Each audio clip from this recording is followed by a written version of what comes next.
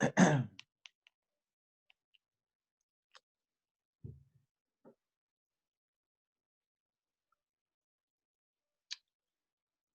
over to you, Alex.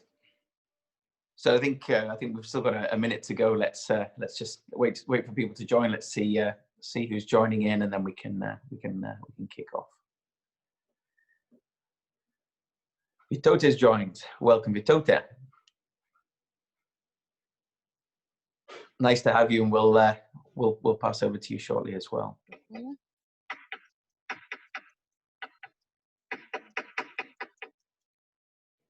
Okay, so I think let's begin today's session. So I'm Alex from Catalyst Ventures, partner at Catalyst Ventures, and we are the first triple top line focused accelerator and fund in the Baltic states. So that means that we focus on working with startups and early stage companies, very early stage companies who want to have a positive impact on people, the planet, and profit. Together, we're hosting this session today. So thank you very much for joining us with our friends at Tolba Consulting. And we've recently published a piece of work all about the untapped potential of social entrepreneurs. So I think our challenge today, and what I'd love you all to go away with today, is a sense that social entrepreneurs can have a fantastic impact on the world around us, and that we can have an even bigger impact, and that some of the players and some of the participants here in the session are able to actually help us through and guide us through what we need to do to have this bigger impact. So some of the challenges today, just talking very briefly about some of the challenges, we see that many social entrepreneurs, they want to have a positive social impact, but very often they're reliant on both state funding and grant funding as well. And we believe that if we shift to this sort of broader positive people, planet, and profit approach, we can have a bigger impact and a wider impact as well. So today during the session, we're going to be talking about getting a better understanding of what is social enterprise, how does it work. We're going to hear some real life examples, which is really great, and really identify these barriers and how we can overcome them. Our agenda is pretty packed, so we're going to have to be on time. So I'm going to try and keep this to my allotted 2 minutes. First of all, I'm going to be handing over to Phil Tolba, who's going to be talking us through the report that we've recently compiled. We'll then have 3 case studies, so you'll actually hear from real practitioners of people who have been working with as entrepreneurs with purpose. Then we'll have a panel discussion, and then we'll wrap that up shortly from there. So that pretty much brings us to the end of the introduction. Once again, a very warm welcome. There will be an opportunity for you to use the Q&A. So click on the Q&A button, and that's it from the start. So feel free to ask those questions during the sessions. So quick intro to Phil. Phil has been working with social enterprise for more than 20 years in Europe, Asia, and Africa, all around the world, in fact. I think he's probably one of the top specialists and thought leaders in social enterprise, social entrepreneurship, definitely in Lithuania. And I'm happy to say that he's been working in Lithuania now for over 8 years. Yeah, let's hand over to Phil then and talk through the report. Phil, over to you.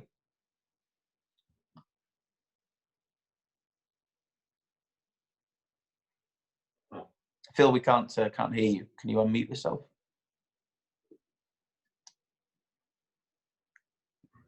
There we go. Thank you very much, Alex. You can hear me now? Loud and clear. Good stuff. So I'm just going to share my desktop and my presentation. And so if you can let me know that if you can see everything okay, Alex, is that good? Yep. Fantastic. Perfect. So we have published a report at the beginning of this year, Untapped Potential, Why Entrepreneurs with Purpose Hold the Key to a Flourishing Lithuania. And this really came about from a series of discussions that we've had together to try to understand kind of social entrepreneurship and the development of social enterprise in Lithuania, but also this idea of untapped potential that exists with what we're calling entrepreneurs with purpose.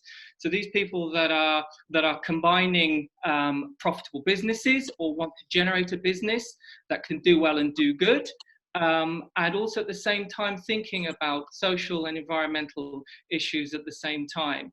And so we did an initial piece of scoping research to understand what some of the barriers and challenges were to unlocking this potential, and also what the opportunities were. And I think the feeling is really that there's some really kind of key drivers behind this, not least climate change and environmental degradation. I think we're becoming acutely aware of that, particularly perhaps as a driver for the coronavirus that we're all being affected by at the moment. I think certainly since the financial crisis in 2008, 2009, there's been an awareness in the rise of inequality and issues around kind of mental health, depression and well-being. And this is supposed to be underpinned by the development of these United Nations Social Development Goals, the SDGs you may have heard about. There are 17 of them. And I think that's really helped to kind of sharpen focus of international NGOs, governments and policymakers on key areas of activity. And I think at the same time, you've got an emerging kind of business leaders, business leadership who are thinking about, how can they do well and do good, that it's not mutually exclusive. That includes existing business leaders, but also people interested in investing and financing in these new types of businesses, whether they are impact businesses or sustainability businesses or social enterprises themselves. And I think linked to this is this demographic shift, the idea that you've got millennials and Generation Z who are becoming increasingly alert to a range of issues. Not a particularly good slide, but if you go on to the Amnesty International website, they did a piece of research looking at 11,000 18 to 25-year-olds in 22 countries and asked them to list the concerns that they had facing the world, but also facing their country. And I've marked here with the green arrows on the left-hand side a series of challenges and concerns of this particular group, demographic 18 to 25-year-olds, are identifying things like climate change, pollution, access to safe water, lack of access to healthcare and inequality, income inequality. So a range of issues we think that entrepreneurs with purpose can go forward in addressing.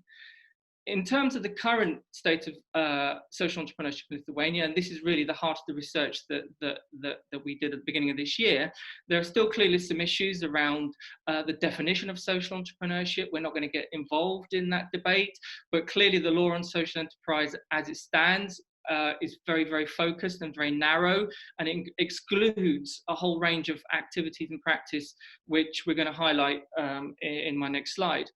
I think there's also poor understanding about outcomes and impacts and the frameworks, the types of tools and methodologies that we would use to measure the value creation of social enterprises and also sustainability businesses. I think there's a real issue around intermediaries and support bodies. They are underfunded, unsupported, they are largely weak and fragmented. So I think to be able to build the capacity in the system, I think intermediaries and social enterprise support bodies and organizations need to be supported. And I think overall there is a lack of coherence in the development of any kind of a strategy. There have been various mapping studies, one completed by the European Commission in 2014. You can find reference to that in our report. And also the OECD did a recent mapping exercise last couple of years ago, still very current, but actually sets out a bit of a strategy and a plan, but there is no coherence, there is no cross-departmental ministerial impetus to bring all this lot together and to try to drive this forward.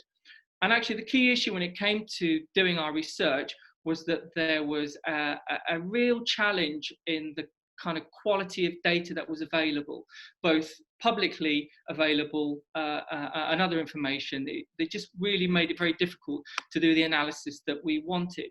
So if you look at the chart that we've got here, there's a list of social enterprises, so-called 95 social enterprises at the beginning of this year that was published.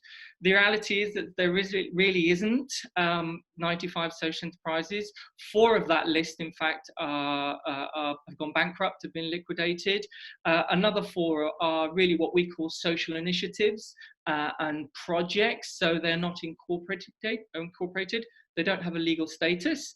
But of the ones that we were able to get data for, we've presented them here, there are 77. You can really, you can see that actually in terms of the types and range of income, there is either no data or they have very low levels of income, 5 to 10,000, perhaps even less than 5,000 euros of income. So very small. But what we can see is that they are engaged in a range of different activities right across the sector. So again, real opportunities here for entrepreneurs with purpose to come forward. We also wanted to avoid this kind of debate around definitions of social enterprises. So what we have done is come up with, I suppose, a continuous spectrum where on the left-hand side, we have what are known as de jure social enterprises, as defined in the law, but also in the middle, de facto social enterprises. So the good stuff that we already see and has been evidenced, and we'll be talking about one of those in our case studies later on. But then there's this really interesting group of sustainability businesses. So these are kind of SMEs and large corporates working towards sustainable development goals, but then also triple top line SMEs and private companies and businesses that are migrating towards what we'll call sustainability businesses. They are thinking about people, planet, and profit. And what we're trying to do is engage as many entrepreneurs with purpose into this particular space to help set up and establish new social enterprises, or to actually maybe think about how their businesses could become more sustainable by embracing these triple top line approaches. So that's going to be all I'm going to say for now on the landscape of social entrepreneurship and the Untapped Potential report. And I'm going to hand over to Alex now, who will then carry on with the case study analysis. Maybe Alex, there was some questions for me.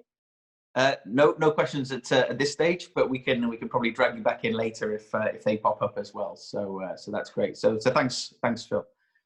Brilliant. Let's jump onto our first case study then.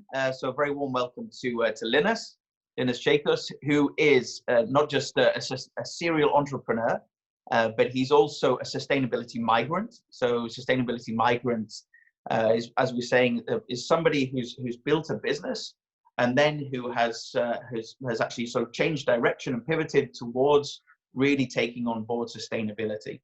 So I think it's great to have Linas with us today, and it's a great opportunity to hear about his story with Tingly, and which is the world's first global experience gifting solution. So Linas, warm welcome. Thanks, Alex. Thank you.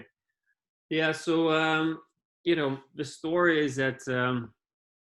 It's been always important, the environment and the sustainability angle for myself and the people around me. But there was a constant debate and in a kind of discussion in terms of not necessarily why, but more towards what's my impact, what's potential impact, and it kind of follows towards the how.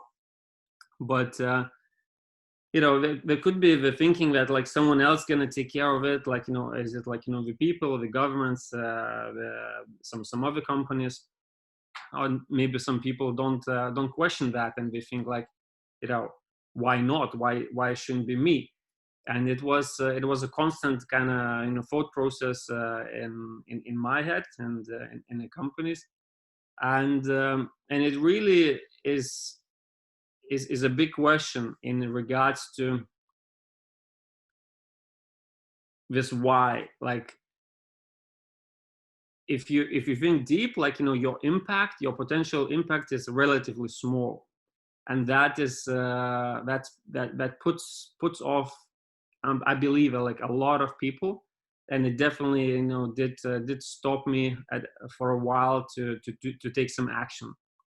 But it was possibly the trip to Necker Island and meeting Richard Branson and other crowd there, where it was very, very kind of natural and clear emerging understanding that it's not one person, it's not one company, it's not one country, it's not one NGO, and it's this collectiveness. So that was a tipping point that it doesn't matter how small your impact is, it's still a positive one. And if you take in sort of a comparison leaving dirty dishes in a sink, like, is that okay? Like someone else gonna come and clean them? Well, maybe they will, but like that's not gonna help. And even leaving like one spoon in a sink, it also doesn't help. So I think like the fact that we should engage in these activities is very important. So the why was even more clear for me, that it's not about the impact. So for example, Tingly has I'll talk you through a little bit more, but so far have offsetted 450 tons of CO2 and helped remove 66 tons of plastic not reaching the oceans.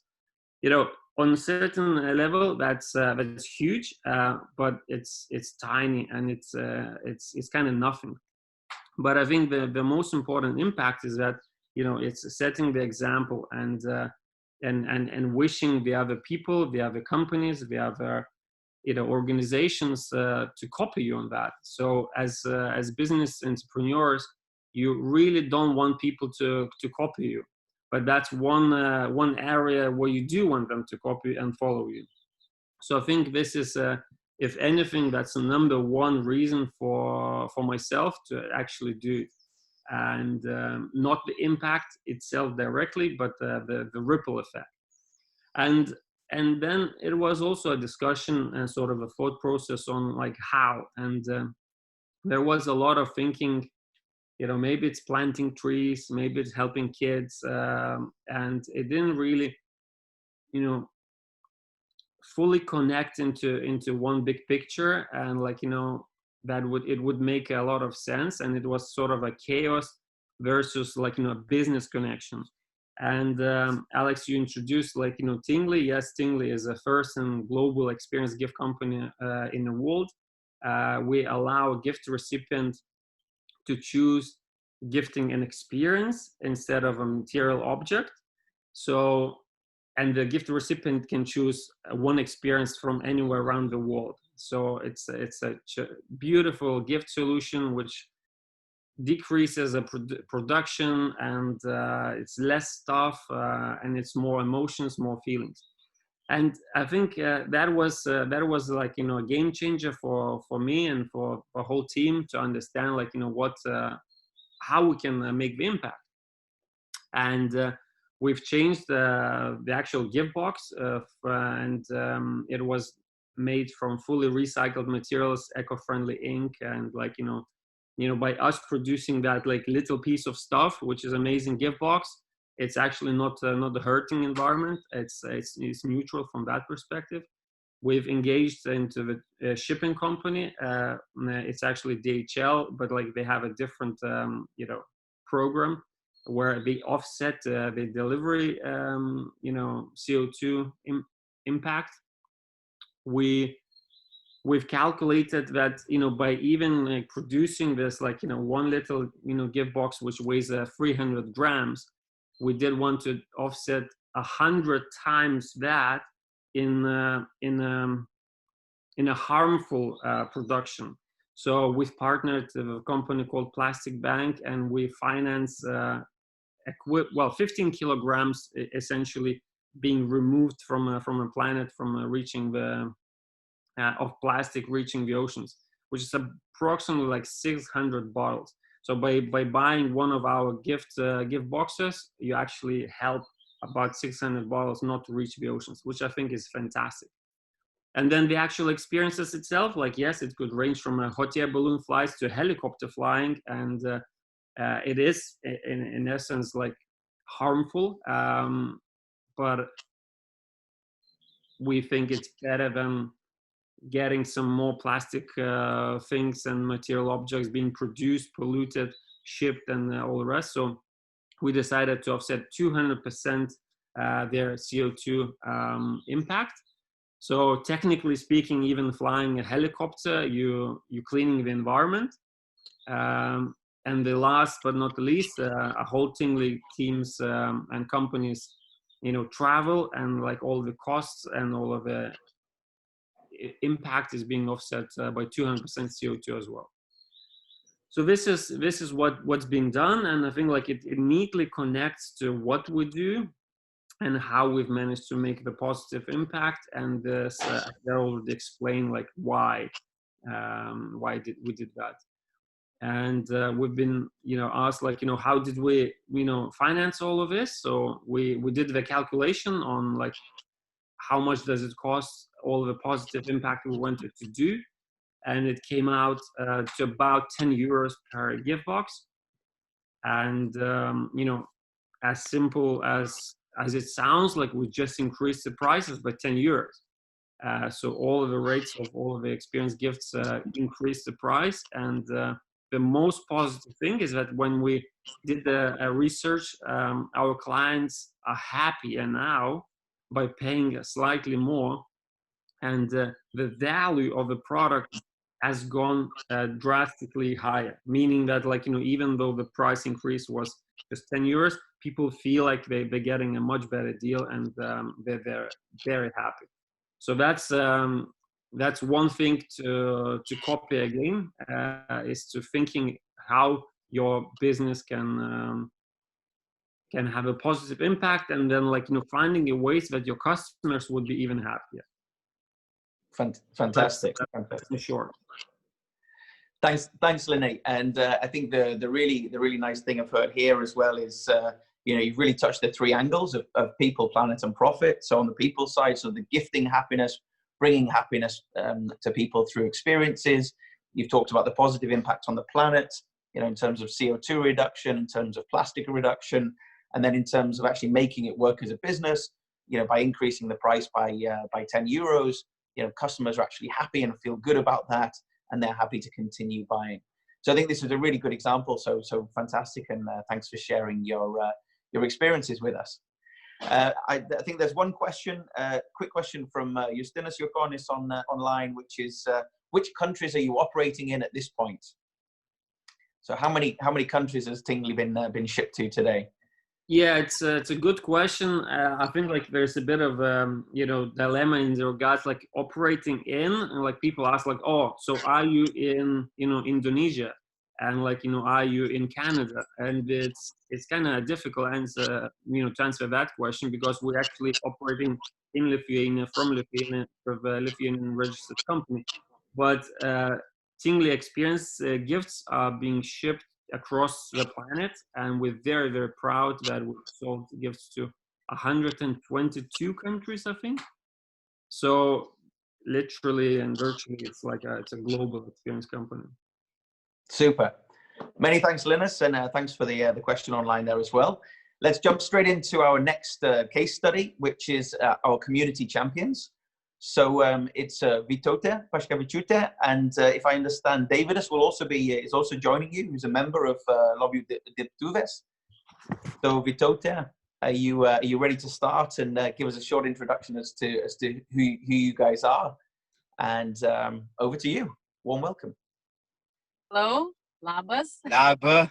Yeah, you mentioned I'm Vytatutė, and Deividas.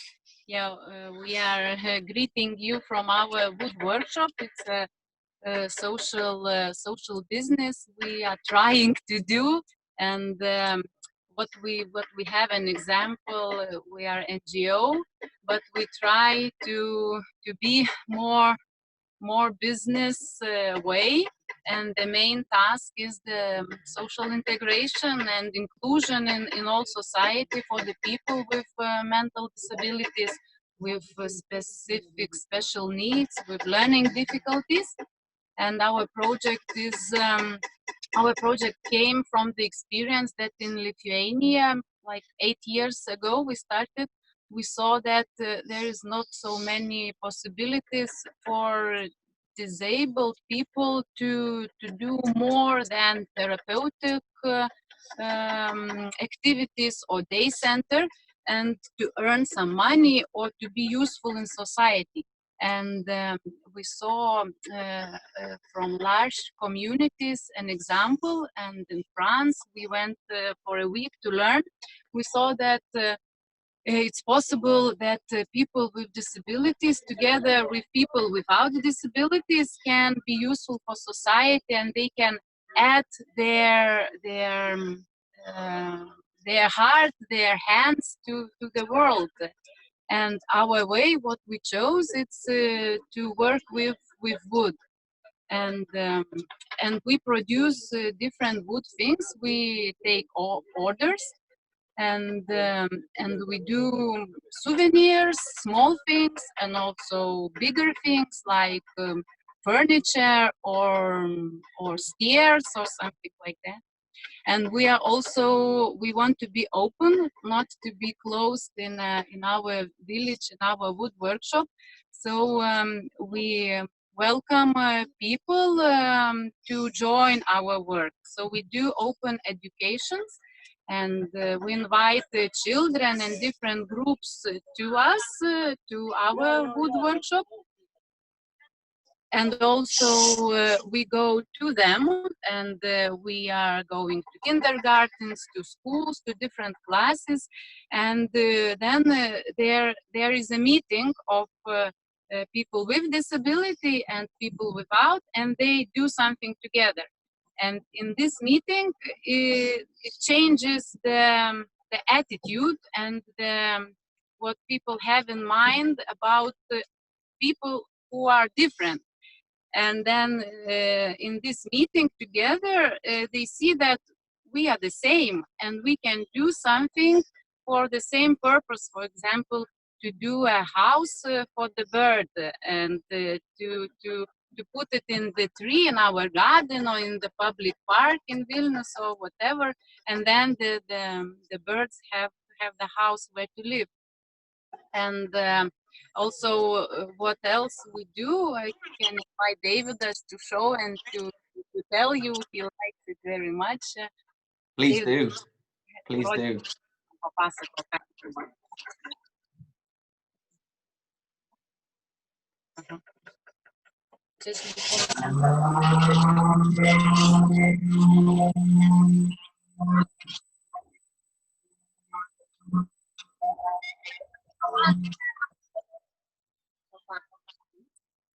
Okay, it's pretty noisy with the machine running as well, so it's difficult to hear you talking. Yeah. So he's saying that he's polishing wood.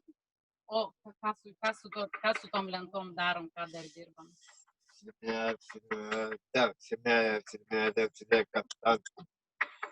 We will use the board to make a shelf. Ką dar dirbam? And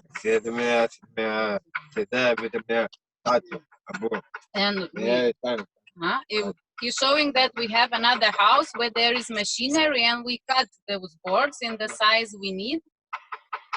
It certainly sounds very busy in the background there. We can hear a lot of hammering going on. It sounds like a real high productivity. The wooden lamp, and it's nice that the people they find us because they need a thing. And our idea is that they would order from us not because they want to help or like to make a donation, but because they need a wooden thing in their house or whatever. And then it's an additional value that they support the integration of people with disability. But the main thing is that the order, the shelf or the souvenir should be high quality thing, and then they use it, and then they have an additional value where they help us. And it's always very nice when we do, for example, something in the place of the people, that when we go, our team, the craftsmen, the volunteer, and the people with disability, we go together and we build there something, and then the people, they see that, and the disabled people can work. Yes, they can work, just give them the chance. And our income, where we get the money from, it's not totally according to Lithuanian law about social business, that there should be 50% of this business part, because we integrate in our activities directly our target group, the people.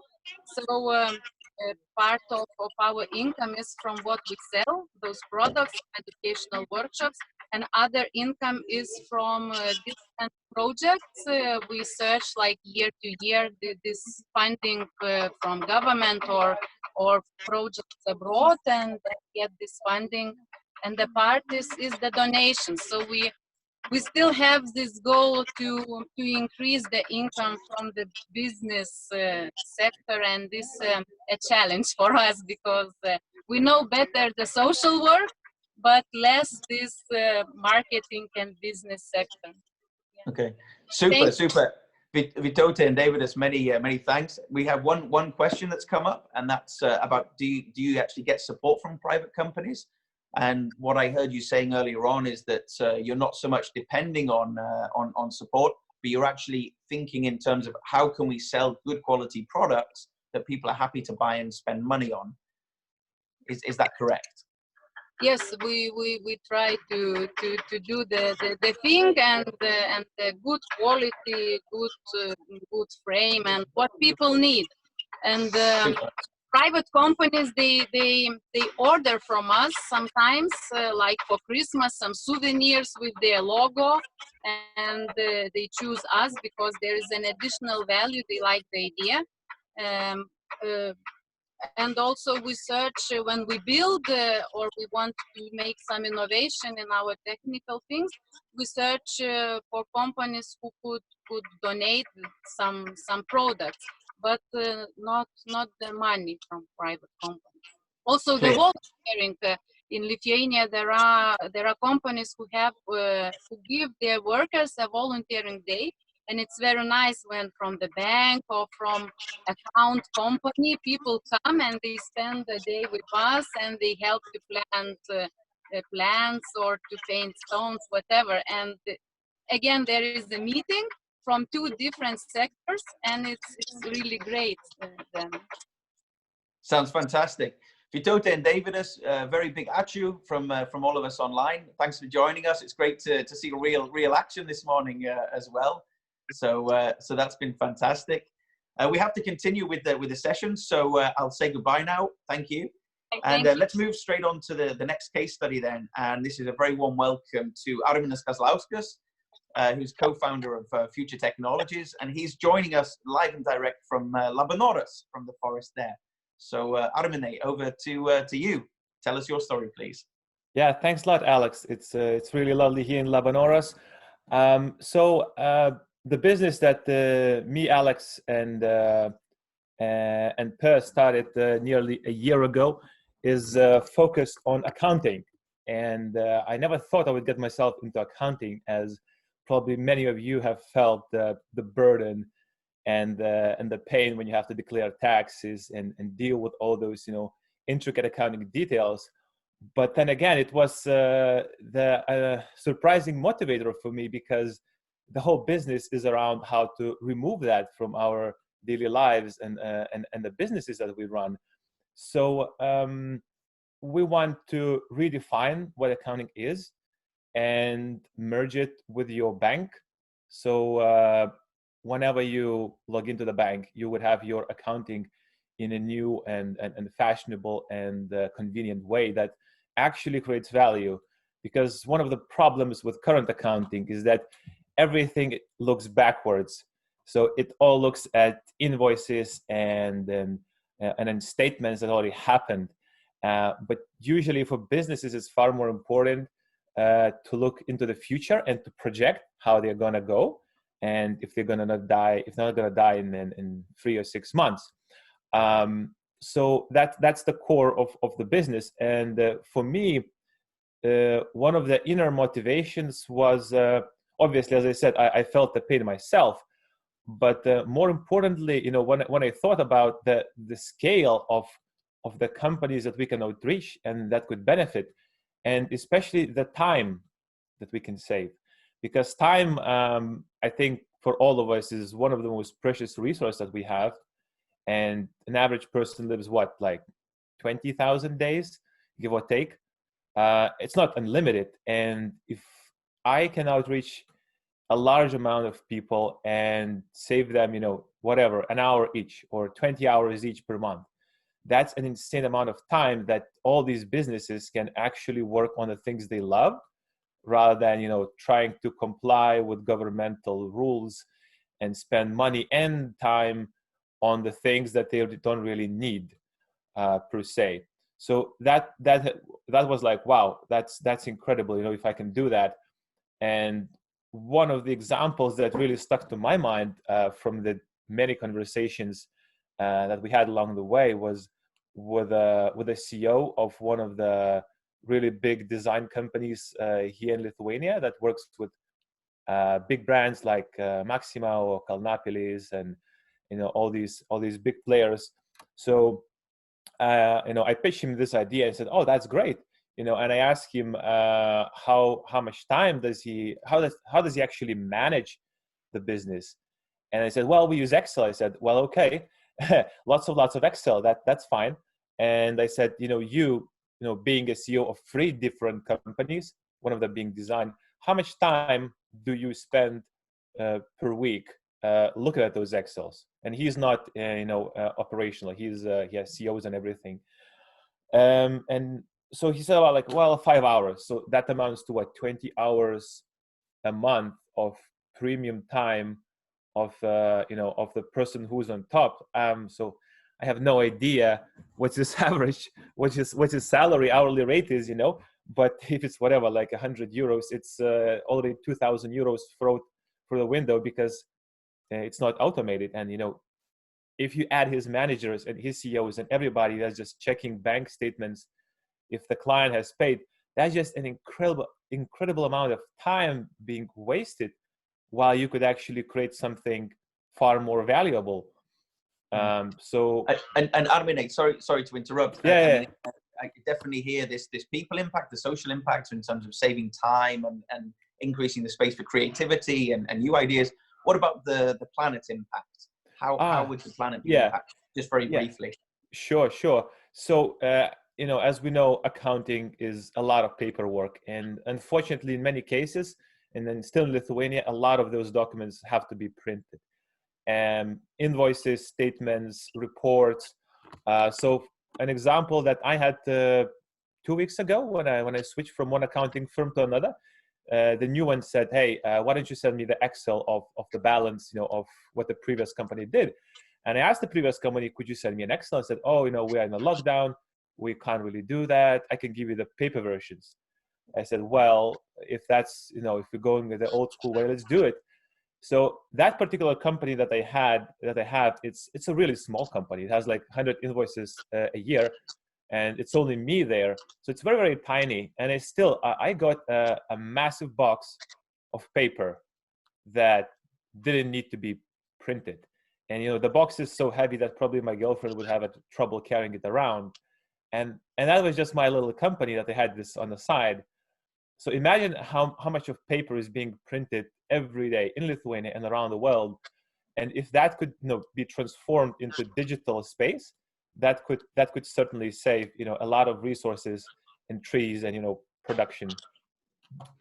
Fantastic. So I think that's clear on the on both the people and the planet side. And as you said, it's a startup, so it seeks to make profit. So really good example of bringing the people, planet, profit all together for a sustainable and healthy impact business.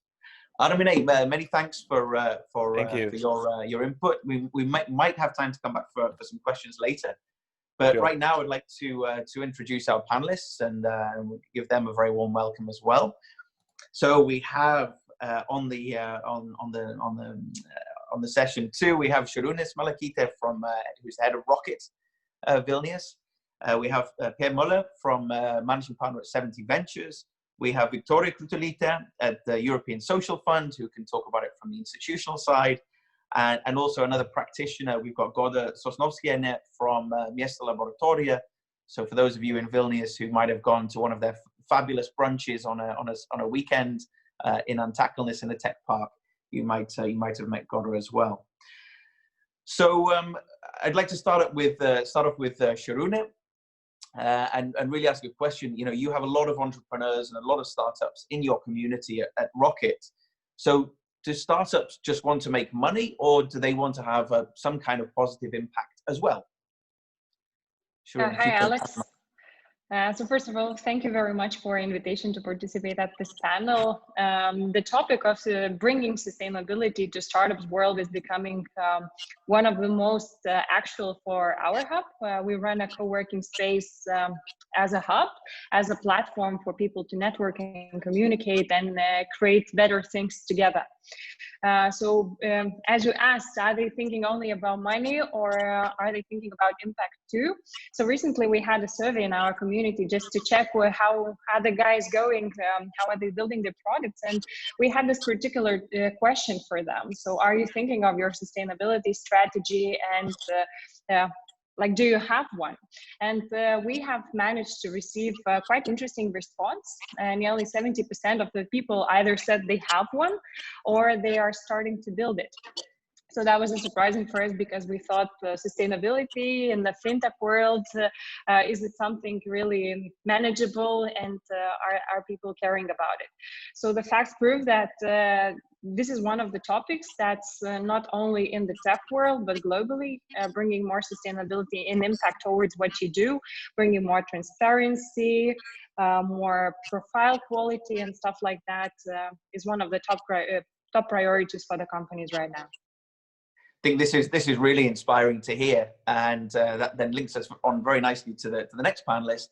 So Per, at 70 Ventures, you're standing there holding the bags of money. You know, what are you looking for, and what kind of investment opportunities can entrepreneurs expect, or what's on offer to them if they really want to have a positive impact on profit and people and planet as well? Yes, so thank you, Alex. I think the first thing we would typically be looking for is there somebody who can engage us? So when people come to us, they typically want to tell us something, right? Sometimes it's an idea, and sometimes they ask for time, sometimes they ask for money. But generally, we are looking for somebody who can. Do they have a passion around what they do? And can they transfer that passion? Can they tell a story that will make me listen? Can they sell me a vision that will make me inspired? Can they eventually sell me the idea that they can run a startup that will make me give money? That's what we're looking for. So in total, I would say sales DNA. Okay. And when you you talk there about passion and vision, and as we said at the very beginning, you know, a lot of social entrepreneurs actually start off without thinking about the profitability side, so they will often be dependent on grants and funding. But this is not what you're looking for, right? You want businesses that can actually make money to sustain themselves, to grow and to develop. I mean, considering the whole range of issues that any startup has, profitability is not actually something we think a lot about, right?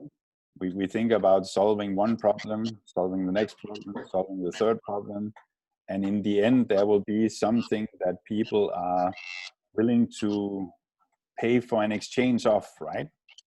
So I would say we have never really discussed profitability. We have discussed is there somebody who will give money for what you offer? And if that's the case, let's see if we can remove all the problems one by one. Super, good introduction and outline. Thanks for that. Let's pass over to Viktorija at the European Social Fund. So I understand you're the head of the project development division. And if you could just introduce shortly sort of what the ESF does, I think briefly, and also what kind of funding opportunities do you provide? Hi, everyone. So, yes, you are correct, Alex. I am the head of the project development division. And shortly about ESF funding opportunities. So I want to shortly present two measures. So firstly, we have a special program for social businesses. And the project already started earlier this year. And the aim of the measure is to encourage the creation and development of social businesses, which would provide the services and or goods needed by the community to help solve a specific social problem. Social businesses can get support from us to purchase of services such as marketing, publicity, accounting, legal issues, and computer equipment. And more information, if you are interested in this concrete program, you should contact my colleague Jurgita Golubkaitė. She experts and she knows everything about it. And my expert field is social innovation platform, and I really hope that you already heard about it. And social innovation platform is a new way how we want to finance the projects.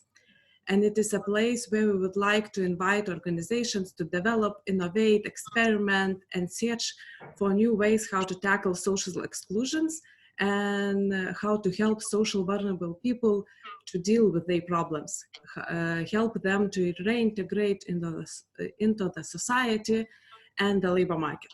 So we want to invite the organizations which are ready to make a real social change and not just focus on the process without real results and progress.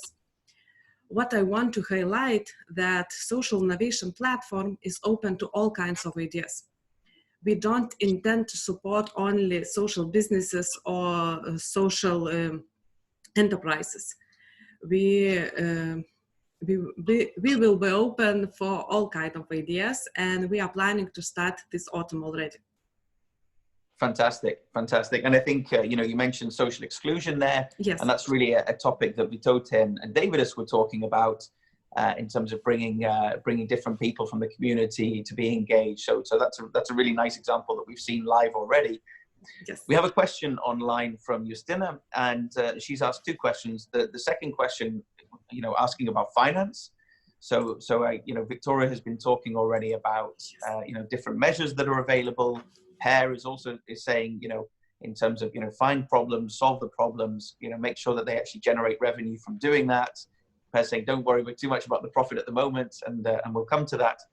So Justina, I hope we answer your question around some of the sources of funding and money. And again, really to send a message today that what we're really trying to encourage is to make sure that social businesses, in order for them to have this scaled impact, they're thinking from the very beginning, how can they generate revenue and not just depend on government grants and support. Justina's other question is around mentors and other people to help start a social business. So I think you can drop us a line after this session, and we can follow up with you with Catalyst Ventures and our partners and team there. So thanks, Justina, for your question, and Viktorija for your introduction. And then let's pass over to Goda. So Goda, I've really enjoyed the time that I've spent in Miesto Laboratorija. That's been really inspiring idea. So maybe you could just talk us through a little bit. What are the challenges and the barriers that you faced in actually building this business? Okay. So we started thinking about the Miesto Laboratorija, a social enterprise, about 5 years ago. And there was not so much knowledge about the social enterprise as a kind of business. So we're doing a lot of stuff very intuitively. And, we didn't have money, we didn't have any investors, but we have a huge passion and a very clear idea what we want to do. And then everything just happened. The biggest issue from the very beginning were the premises, as we were thinking about the community space. So we needed some space where to operate. And then it just happened.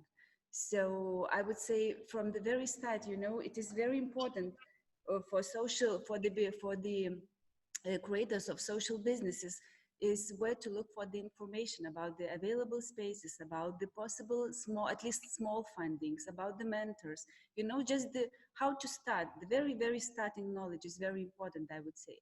And for the moment, we are thinking about the new social enterprise, and it is a little bit easier now, but we are still facing the same problems, where to find the premises, because it is very complicated. Like the municipality is not helping here. The local authorities, they do not know what to do and how to help, so you have to repeat the same way as you did 5 years ago, for example. I don't know what to tell. No, that's great. That's great. These are really, really nice. I mean, this is really it's really interesting to hear, you know, firsthand that you've really gone through this process, that you've faced all of these challenges, lack of resources, lack of money. I mean, these are common problems when starting new enterprises. I think you've done a fantastic job in recycling and reusing a lot of things inside your space, you know, using volunteers and getting support. And there's obviously this, you know, this passion for what you do really stands out and really attracts people. Yes, of course, everything is doable. You know, when you do not have money, then you volunteer yourself a lot, or you can borrow a small amount from a private person. I think if you have a passion, you can do anything. You know, it is not that complicated. The other thing, very interesting thing that I would like to mention here is that the general public, or like ordinary people, they still do not understand what is the social business, because the common understanding is that if you are doing something social or environmental, it should be state funded. If you are doing it with the kind of business trying to get the profit, they get kind of suspicious. You know, the very knowledge of the social enterprise per se is very new, is still very new among the people, not the ones who are working in the field, you know, but the general public. And we're still facing it, even you know, having worked for 5 years in Miesto Laboratorija and quite successfully, there are still people who say, hey, but why are you making money here? You know, for them it is easier to understand everything if everything would be funded by state here. Then it would be very clear. So this is an interesting thing, and I think that the spreading of knowledge about this way of doing business or solving the problem, the social problems, should be spread wider, much wider among the ordinary people. Super. Thanks, Goda. And maybe I can circle back to Šarūne, and you've talked a lot about passion. You know, with the entrepreneurs that you have in there as well. You've said that, you know, the facts are already proving that they're engaged here. You know, is actually measuring the impact of the, you know, the ROCKIT space. Is that something you've done? Is that something, you know, what would be your understanding of the real impact of the whole ROCKIT community?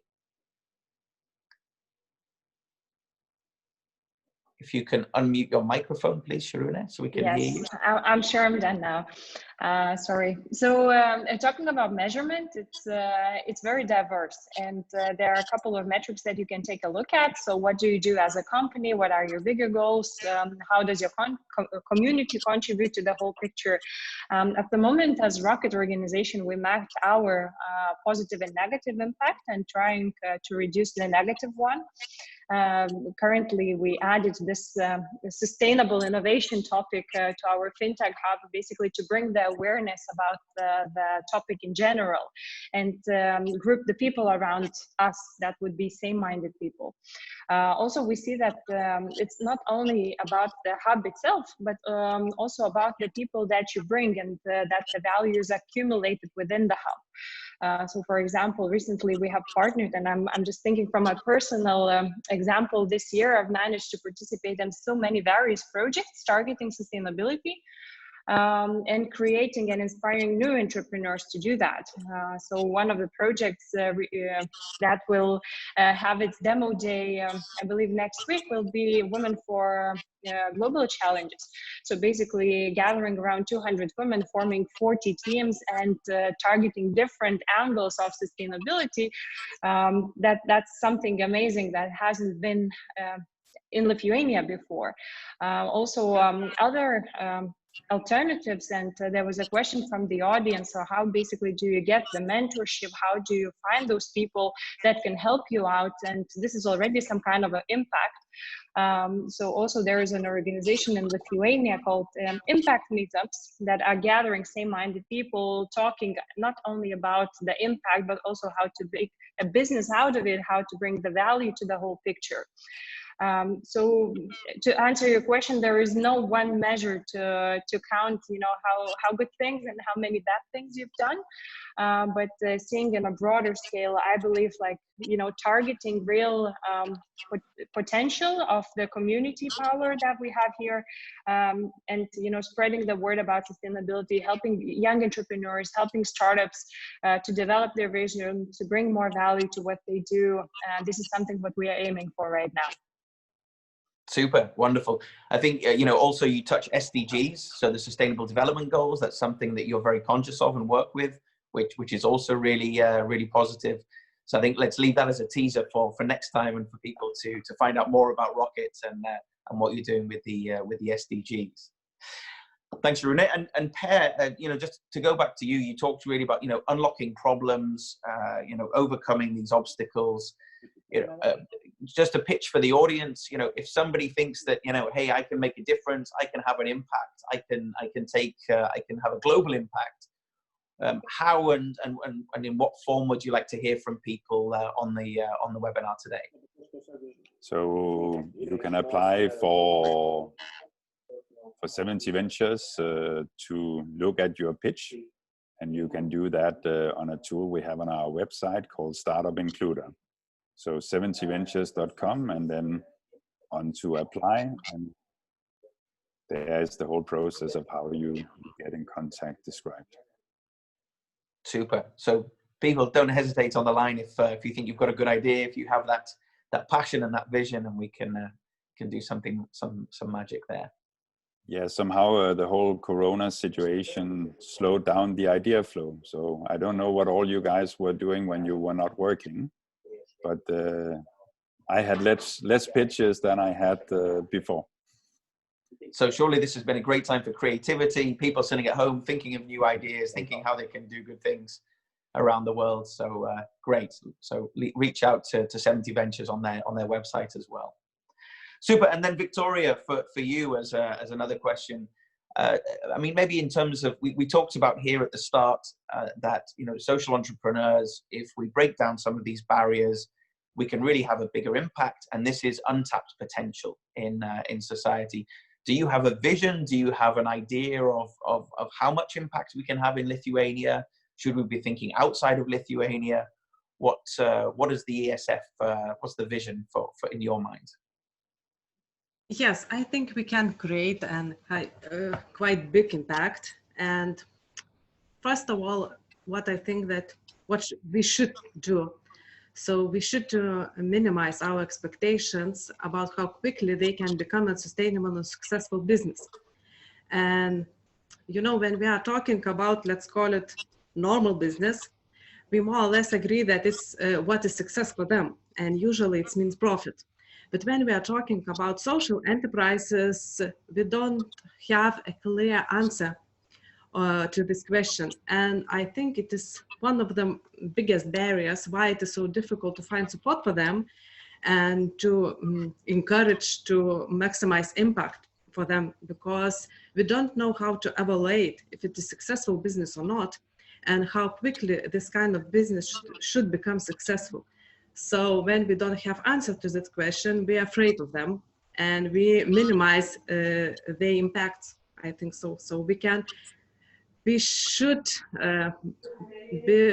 be more crazy maybe and be more wild, and then we can reach a bigger impact. Super, super. Very, very positive and encouraging to finish off there as well. And then with Goda, I think let's ask a final question for you as well. What's your vision, in 3 or 5 years time? How widespread will Miesto Laboratorija be? What do you dream of? I'm sure that we will operate for 5 more years, as we have the contract for the rental of the premises. So for 5 years, we will be staying there. We do not want to spread the Miesto Laboratorija around the city, because we have already discussed it for many times. It is a very special local initiatives, and other places should have their special initiatives, We do not want to duplicate it or multiply. But we have an idea for another social business in the same part of town where we live, because we have tapped another social problem here, the employment of the elderly people.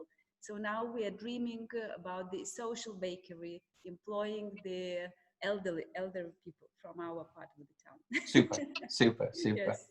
And actually this idea was born during the quarantine, as we had to change the activity of Miesto Laboratorija when everything was closed down. We started baking bread for the local people, and it was so successful that we decided that we have to make another thing out of it. So the quarantine was the inspiration for us. Another great example. Thank you, Goda. Thank you. As we're running out of time, just a sort of a very, very quick wrap up from my side. So I think we've really got a better understanding of what social enterprise is. We've understood some of the barriers, some of the challenges facing entrepreneurs and social entrepreneurs. We've heard real life examples and case studies.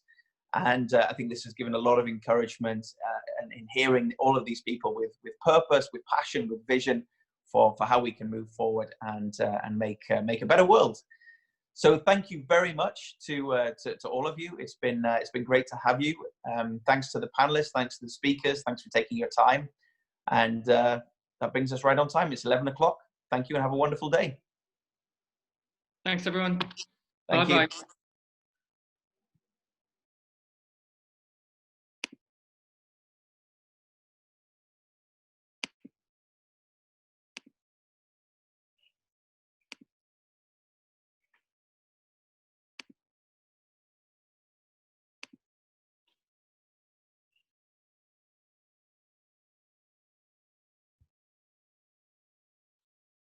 Hi, guys. Can everyone hear me? Hi. Yeah, so we still have a few Few people online.